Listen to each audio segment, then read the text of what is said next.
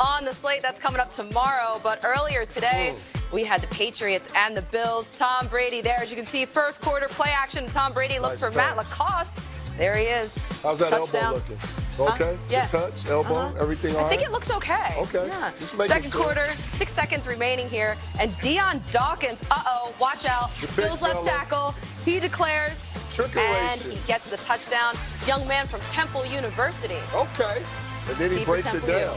I know, I love it. He had this ready. He knew that he was going to score a touchdown. He could feel it. That's his second career touchdown. All right, so the Bills tie the game there at 10. Third quarter, Josh Allen looks deep off play action, and John Brown is open. 53-yard touchdown, their longest play from scrimmage this year. That's the first time I've seen Stephon Gilmore get beat one-on-one. That's the first touchdown he allowed in coverage this season. Fourth quarter, Patriots trailing by 1, and Tom Brady finds his man, Julian Edelman, who breaks the tackle and gets upfield for the 30-yard gain. Edelman, he did leave the game for a little bit, but returned from the locker room, and it looks like he was okay. 6 plays later, Rex Burkhead breaks the tackle, rushes in for the 1-yard score. So the Patriots lead 24-17 after a 2-point conversion. Fourth quarter, Bills trailing. Josh Allen looks for Dawson, knocks in the end zone, but he overthrows. He overthrew a lot of guys. He did. About 3 or 4 times, and we've seen a young guy like this be better. Yeah. It wasn't great for him. As you can see here, right over. Don't try to intercept it. Bat it down. I love me some Cole Beasley, but his vertical is very non-high.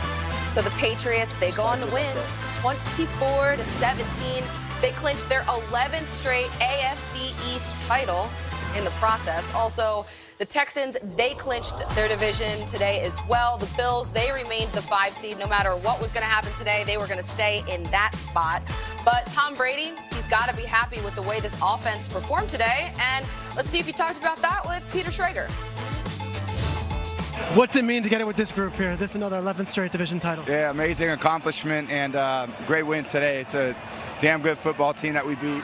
And just proud of our guys. We needed it. It came from behind the fourth quarter. I want to say hi to my wife at home and my mom and dad. They're out in California. I love you. Merry Christmas to you guys. A lot of people on the outside wondering if this team can do it. You guys got it done today. What's your message to everybody else around the league watching the New England Patriots?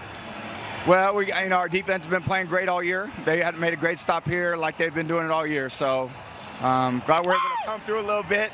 Jules missed him for, a quarter or some shit like that. So glad to get him back out there. He made a big catch on the 2-point play. How big was it when he comes running out of the locker room? I'm back. How big is it to have Julian Edelman, number 11, out there on the offense? Huge, man. He's been balling all year. So he's been doing everything for us, and it's just a great way to finish it. Make him earn it, and it was a hard-fought game. Glad we won.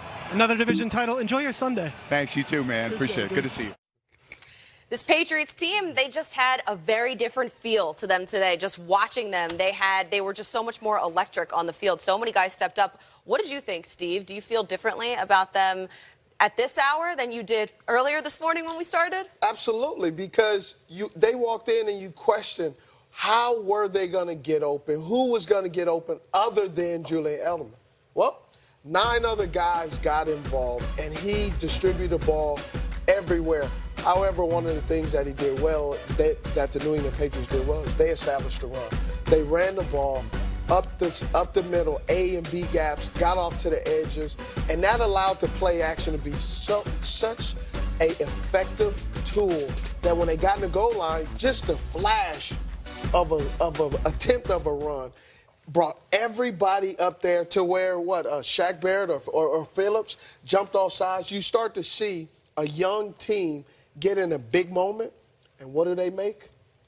Mistakes. Yeah. They made mistakes. And when the Patriots, when you look at this football team and what they've done in the past, whenever their backs are against the wall or everybody's telling them what they can't do or they've struggled, they find different ways to fight themselves out of that and make adjustments. And I said it, that they got to get back to running the football. Last week, they ran the football collectively for 175 yards.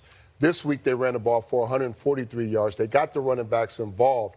And I think an important piece that has been missing from this offense has been the production from the running backs, whether you're handing them the football or whether you're throwing them the football out of the backfield. So important to the play action, to getting everybody involved. And not only that, the play action only works when there's guys available and open down the field. Right. These young players that we've been criticizing for the last couple of weeks found a way to get open, made some plays, which helped. It wasn't just Julian. I know he had a big game, but everybody contributed and made plays today. Yeah, Sony Michel, and look, running the ball as well, that helped them control the clock and win that time of possession. Dominated. You look at, I mean, almost 39 minutes to 21. So that's almost double the time there in that game for the Patriots. So they go on to win, and they clinched the division, but another team who clinched the division today. Secret Santa.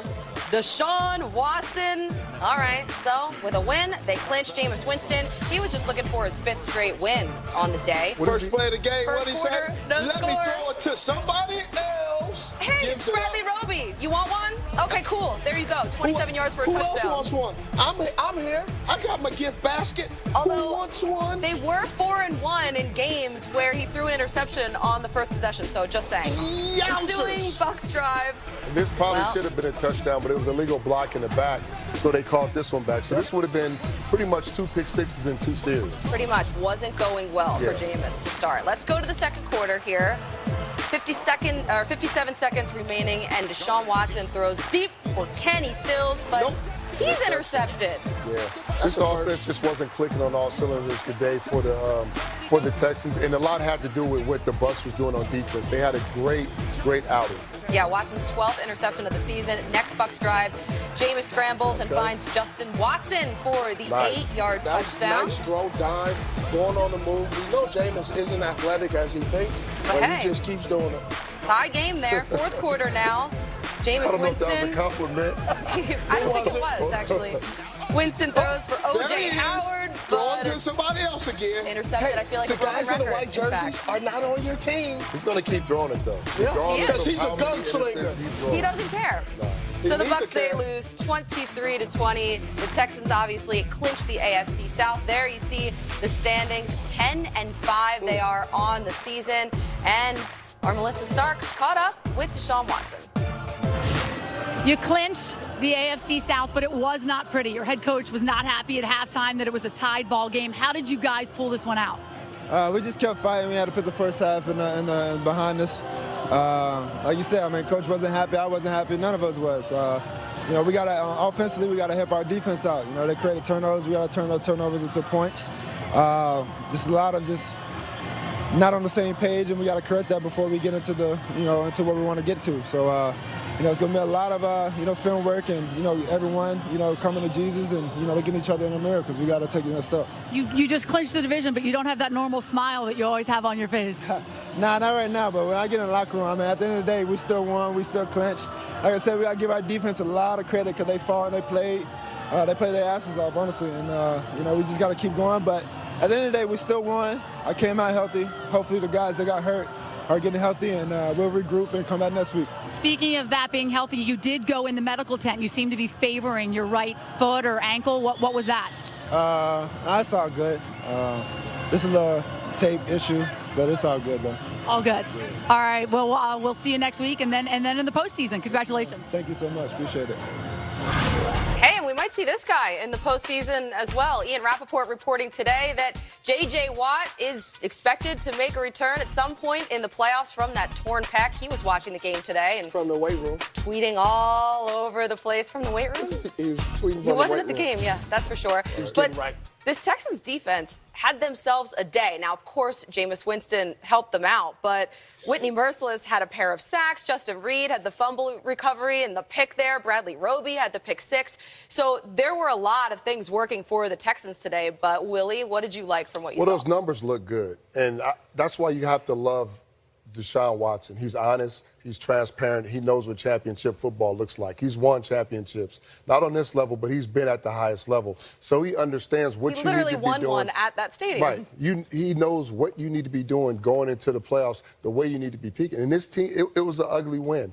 And I always say I'll take an ugly win over a beautiful loss any day. But they do need to clean up a lot of things. Defensively, you mentioned that.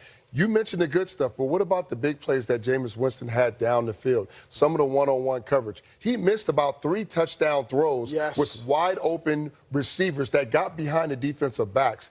They did not play well. They got to do a better job. If they're playing man-to-man or they're having coverage issues, they got to figure those things out. Offensively, they didn't play great either. They didn't get into the end zone. They had, 5 turnovers, only 17 points off of 5 turnovers. So when you really dissect and break this game down, they won the football. They did what they needed to do, but it wasn't a clean game. And going into the playoffs, you have got to play better because you will be one and done. Yeah, and they got banged up as well. I mean, we heard Melissa Stark ask Deshaun Watson there about his never injury. Gonna answer. Will Fuller, he got hurt again in this game. Laramie Tunsil was banged up as well. So those guys, we'll have to track them. But Jameis Winston, on the other side of things, he threw 3 picks in his first 11 attempts, Steve. And you said it was going to be an early Christmas. I keep getting on him, and here's why. Jameis Winston he was in top 2, first overall pick, second pick.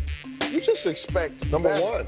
I know. I'm trying to dance around the fact that he is not the guy that everybody thought he would be. The other thing, we were talking in the green room, one of the things that you said was very, very interesting is how many games have the Tampa Bay Buccaneers been behind? So you talk about the yards he's thrown for. He's thrown for all these yards. We have two games that he's thrown for over 300-400 yards. Over 450. They have been behind in a lot of those games. And why have they been behind? Because he's over there giving the ball to the other team. That is why. He's not doing it because he is taking them out. He's doing it because he's making a lot of errors and mistakes, and it's time to move on.